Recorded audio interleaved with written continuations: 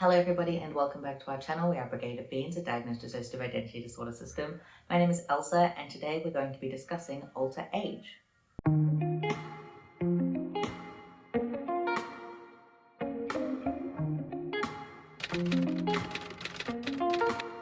Recently I put a video out on TikTok talking about the fact that for most of my existence I've been an age slider who slid between the ages of 4 to 8 years old.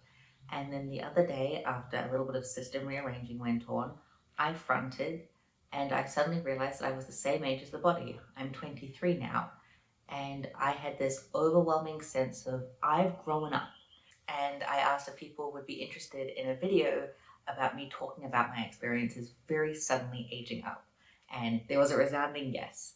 And on top of that, I'm currently filming on May 10th, which is actually one of our alters, Adam's birthday. So I thought we'd wrap all of that together. We'll include some footage of the birthday celebrations that we're doing for him, as well as myself talking about my experiences and also just talking about age and DID in general and some of the different kinds of experiences different alters can have with age within systems. I'm really dissociating. I'm going to skip the age overview and someone else can film it later and cut it in here. Hello everybody, my name is Merlo and I'm going to be discussing the different ways that alter age can present for systems. So I've written down the 5 main ways that alter age presents for our system. Other systems are going to be different, but these are hopefully broad enough to cover the majority of experiences. The first way that an alter's age might manifest in a system is a time-stuck alter. An age-stuck alter is exactly what it sounds like. It is an alter who is stuck at a specific age, and it typically is the age in which they first split, or in which the first reason for them to split, the trauma, the abuse, whatever that situation was, ended. For us, the majority of our time-stuck alters are trauma holders. Sometimes they are joy holders or positive memory holders, but the vast majority of them are trauma holders. An example of a time-stuck alter in our system would be Lavender. Lavender is 11 years old. She split when we were 11, and she has not aged since then. The second category is older alters. These are alters who are older than the body at the time in which they split. So say a system is 16 and they split an alter that is 24, that is an older alter. If a system is 50 and they split an alter who is 80, that is an older alter. For us, our older alters tend to be caretakers, protectors, and gatekeepers, as well as some trauma holders. An example of an older alter in our system is Rent. Rent is a fusion of several different alters. He is 42 years old, and all of the alters who fused into him were middle-aged men. The third category is linear alters, and these are alters who age with this body at the same rate. So if the body is 23, they are 23. If the body is 16, they are 16. For us, our linear alters tend to be our denial holders and our hosts. The fourth category is ageless alters. This is exactly what it sounds like. It is alters without a defined age. They might still have a defined maturity level. I myself am an ageless alter and I am a definitively mature alter, whereas there are other ageless alters in our system who still have the maturity of children, however they do not have a specific age. Alters might form without a specific age because they themselves were unaware of the age of the body in which they split. That age might be completely irrelevant and not necessary for them to function in their role, so they never get assigned one. Or they may be of a being that is beyond the comprehension of age, like a deity or a god or a demon. Or they might simply be thousands of years old, and it is easier to say they don't have a defined age than to try and calculate however thousands of years old they are. The fifth and final category are age sliders, and these are alters whose age changes. It might be a defined range, so they might slide anywhere between the ages of 17 to 21 and be any age in between, or they might have specific ages in which they fluctuate too. For example, Thomas, when he was still in our system, would be both, I believe, 21, 16, or 11, but he wouldn't be any ages in between those three. An age slider's range can be very small, only a year or two, or it can be very large. For us, Charles age slides between 20 and 90, and another relatively large age range for us is Maisie, who age slides between 4 and 21. However, those 5 categories are not fixed, they are not stagnant, and alters age can be far more complex than just that. Alters might be able to age up, contributing factors to that being processing trauma, connecting into reality, connecting further with the body, connecting further with the system, and those sorts of things. Alters can also age down, and for us, this typically occurs when we have encountered a new trauma or a new stressor, and an alter has slipped off of them. And whilst they remain with the same core sense of self, their age then goes downwards. Some alters also believe themselves to be older than they are. I believe Helena has spoken about this. When she first fused, she believed herself to be in her 40s. However, picking apart some things in therapy, examining some things about herself, she realized that she was, in fact, a child. She was only 8 or 9 years old. From there, she spent a long time as a child, processed some further things in therapy, and then aged up to being 16. An alter aging can be very sudden, which Elsa is going to talk about, and an alter's aging can also be very slow, which Adam touches on in his clip. It can seem very strange and bizarre to people who are not a part of a system to have alters that are older than the body, especially when it comes to very old alters or alters like myself who have no fixed age. And the important thing to remember is that we are not the same literal thing as an external person. We are an elaborated part of consciousness that exists to protect the system, and that protection might mean holding on to memories, it might mean taking physical actions externally, it might mean providing specific comfort internally, it might be reinforcing rules and beliefs, and it can sometimes be more harmful than helpful depending on the specific alter and depending on the specific situation. However, an alter's age will often be reflected of what is needed from that specific part. That's why a lot of our caretakers and our protectors are older, because they are needed to take care of us. And when we were a child and these alters first split, we saw people who were adults as something that was protective, as something that was safe. And therefore, if there was an adult within the system who could protect us, then we would be safer. But obviously, that did not change our actual physical body. It did not change our actual physical age. And instead, we now just end up with alters who are older than the body. Whilst they cannot literally have access to a more mature brain than what we physically have, they can act more mature than other parts, and they can, I'm not quite sure what the right word is, but essentially act older than they truly are. But that's also not quite how it works, because it's not just putting on an act, like they're not pretending to be that way, they genuinely are that way, and I don't quite know how to describe it. For alters who are younger, however, they can be more literally stuck at that specific age. We have infants in our system who are incapable of walking or speaking. They also do not really front very regularly because they are kept very, very safely tucked inside. But there are other systems who have very young alters front and who are incapable of moving or speaking or doing any of the things that an adult is able to do. We also have child parts who are stuck at very literal emotional and cognitive capacities of a child of the same age. However, there are other children in our system who are not stuck in that same way. Whilst their age is still younger than the physical body, they are still a part of the greater brain, and some of them are able to access higher levels of cognition, higher levels of emotional regulation, and higher levels of maturity than a literal physical child of the same age would be able to. A good example of this for us is Adam. Adam has just turned 7. However, he is very capable of doing a lot of things by himself. We allow him to have a presence on our social media pages because he is able to cognitively understand what that means. He understands the ramifications, and he also knows how to keep himself safe when it comes to online safety. However, there are other child alters in our system who we would never allow online because they are not able to understand it. But there are also adult alters in our system who, due to the trauma they experience, due to being very unaware of the perception of time, etc., are less capable of understanding the consequences of posting on social media, are less capable of understanding internet safety, are less capable in our day-to-day life, cannot complete daily life skills, cannot engage in a way that is reflective of their own age. And so they also aren't allowed on our social media platform. And when they do front in person, our functioning is seemingly significantly more impaired than when some of our children front. I hope this kind of explains a little bit about the different ways that age can present for different systems, and also explains that it's not very cut and dry. It can be very complex, and it can be quite messy and difficult to understand from someone outside of the system. It can also be very difficult for the system themselves to understand what is going on, and alters within the system might not have a full understanding of their own identity and of their own age until they either work through stuff on their own with a therapist, with the system, and actually really process some things. But with those kind of overviews of different ages explained, I'm going to pass this back to Elsa and then also on to Adam as they explain what age is like for them and their experiences with aging as alters. So now that the sciencey part is all over, thanks to whoever actually recorded that bit, because it wasn't me, let's talk about my experience with age. And I do want to give a trigger warning for this part of the video. I am going to be vaguely referencing trauma and also referencing internal harm, persecutory behaviors, and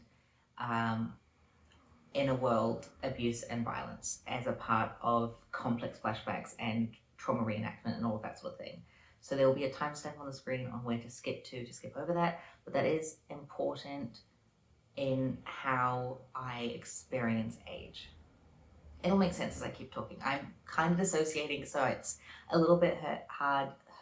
It's a little bit hard to think clearly, so I apologize if any of this is a little bit scrambled, but I'm gonna go for it.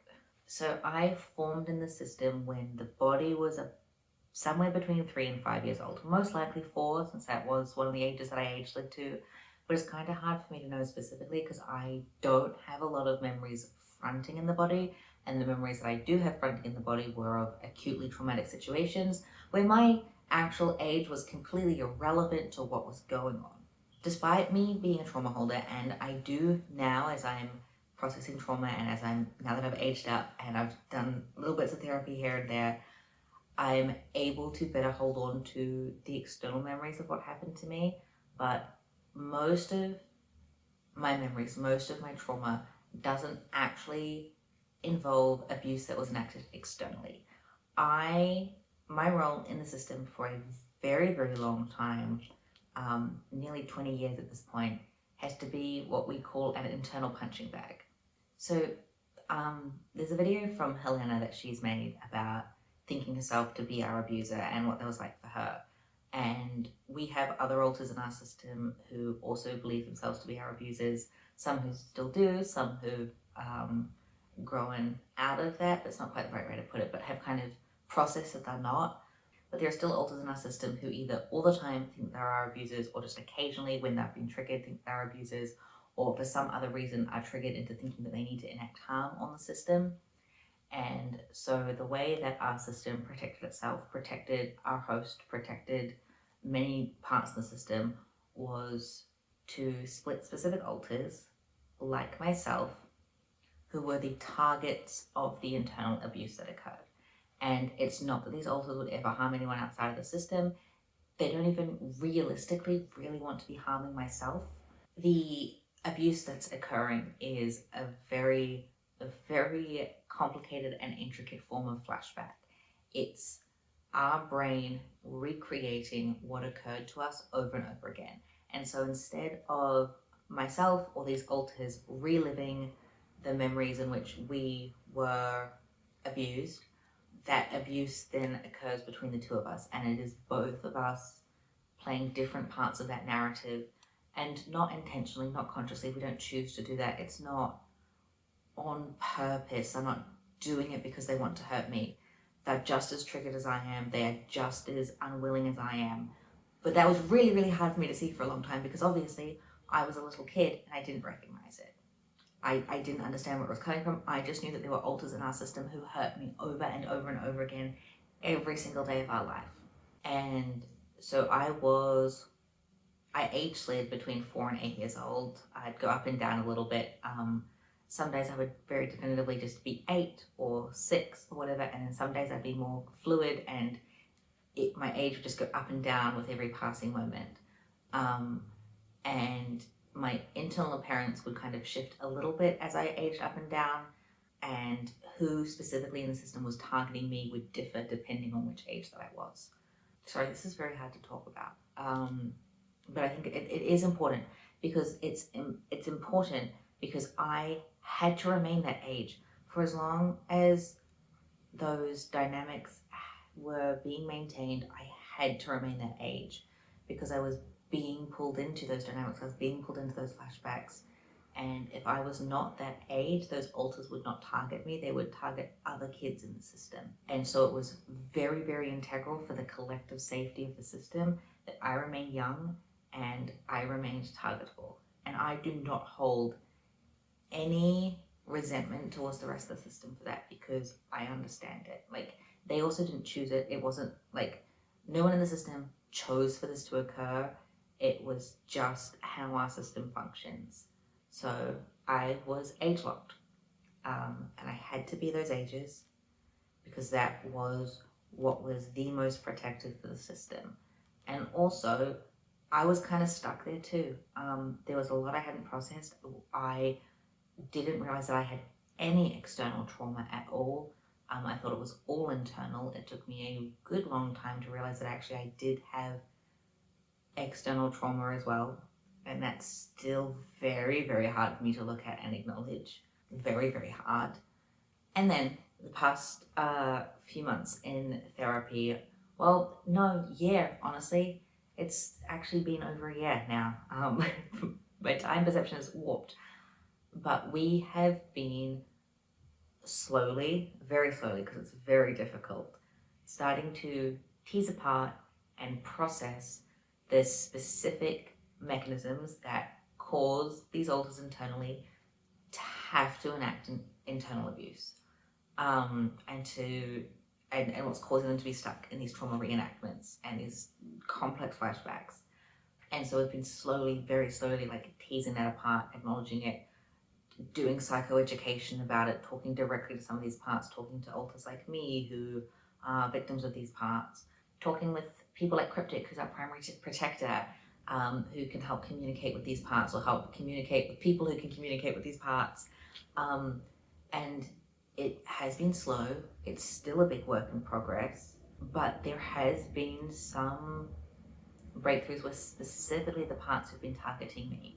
And then in April, there was kind of a system shutdown that lasted a couple of weeks where no one could really tell who they were. We couldn't identify each other's system communication without the complete window, as gatekeepers kind of did a little bit of fiddling around. Our gatekeepers who were in charge of fusion sorted some of that out. We had a couple of splits occurred. It was a big mess. We'll be making a Patreon video about it. I don't know when this video is coming out, so it might already be up on our Patreon. I don't know. Our Patreon's free, by the way, but that's besides the point.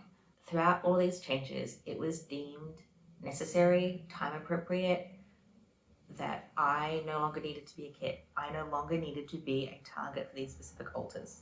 In fact, it is far more beneficial for me to be a lot more grounded in reality, present with our physical body's age, and able, because I still have this communication with these parts, to be kind of a bodyguard for these alters that are still punching bags.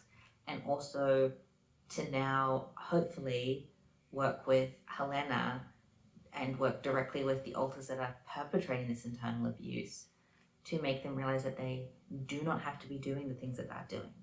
And so for me, suddenly aging up, like very, very suddenly, like technically it happened over the course of a couple of weeks, but because of the way that the system and the dissociation was in, it felt like I kind of took a fever dream of a nap and then woke up. I went to sleep at 8 years old and woke up at 23. And it's been incredibly empowering. I feel so much better. Like I still have fear, I still have anxiety, I still have trauma, I still have flashbacks, but I was such a scared little kid. I was so terrified all the time. I hated when I wasn't fronting because I knew that I was going to be hurt, but I also hated fronting because I didn't know how to navigate this life. And now I know I can front, I can navigate this life, I know how to do things, and also I can be in the inner world, and I am big enough and strong enough to not just protect me, but to protect the other kids, and also have enough understanding to be able to protect the alters that are perpetuating this harm from themselves. I would not have been able to do that if I remained a child. It was very, very important that I not remain a child to be able to step into the role that I now have. And like we were in the shower, I was sitting on the shower floor, and I just had this overwhelming sense of I'm an adult. I am an adult. I've grown up. I've escaped. I am safe. And it was, I never had felt in my life like that true and all-encompassing knowledge that I am safe. That was remarkable.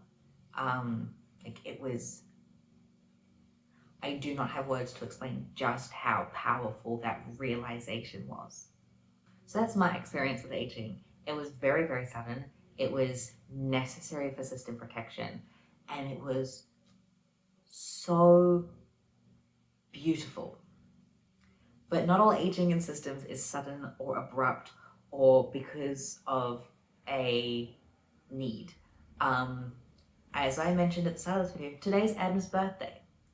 Adam is an alter who fused in 2023. And he fused from two other kids who fused in 2022, and then those two kids fused from a bunch of trauma holders who all split before we were 7 years old.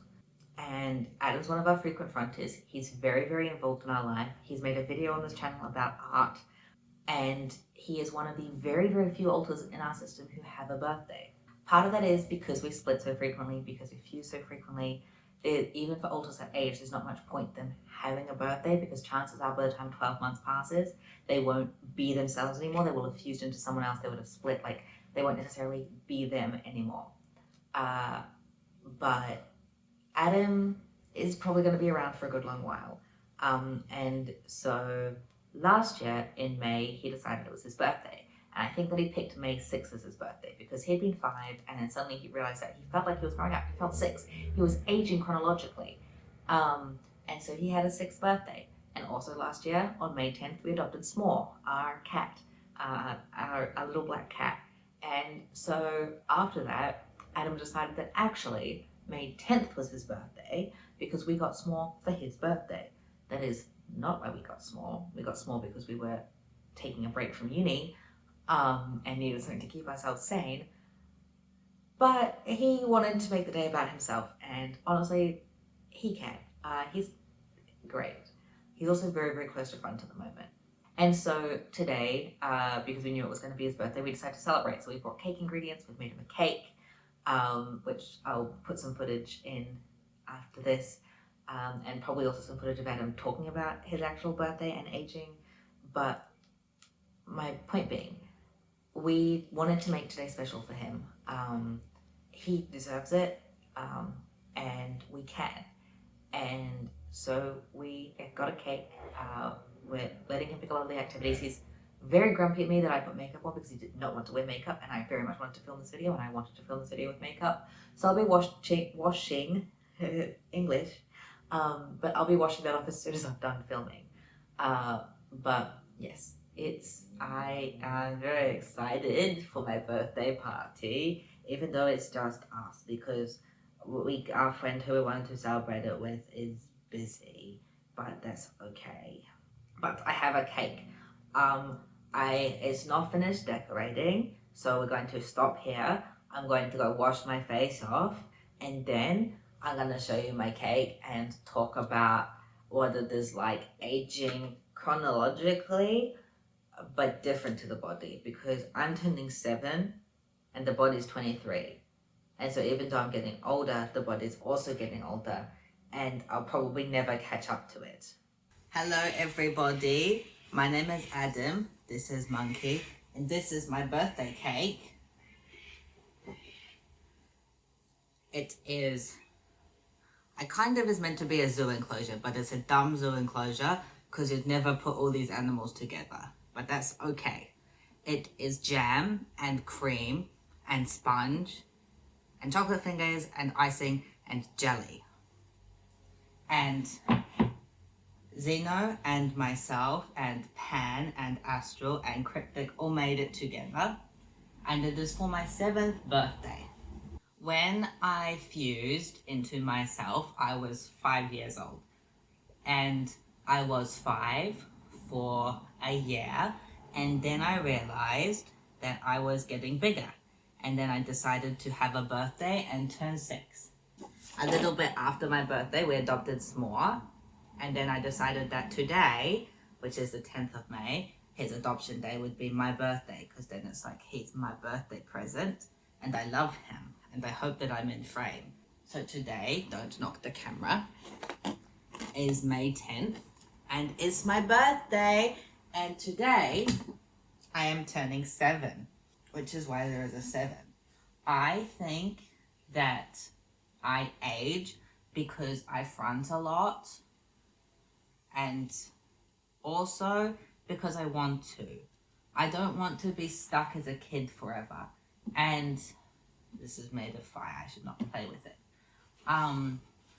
Like, I'm not exactly like a 7-year-old. I can handle fire safely. I can catch the bus by myself. But I also am a 7-year-old. Age in DID is tricky. I'm worried that I'm going to keep aging, and Molly, who is my best friend, is going to stay 5 forever, and that will make me a little bit sad. I also like getting older. I like growing up, and I like getting to have a birthday cake. But I'm going to stop rambling, and I'm going to light my birthday candle and celebrate my birthday. I hope that this was enlightening to those people who are curious about alter ages. If you would like to hear more about different alters' experience with age within our system, please let us know in the comments, and we might make a part 2 to this video with their experiences. I hope this video has been enlightening and that you have enjoyed. We will see you all next time. Goodbye.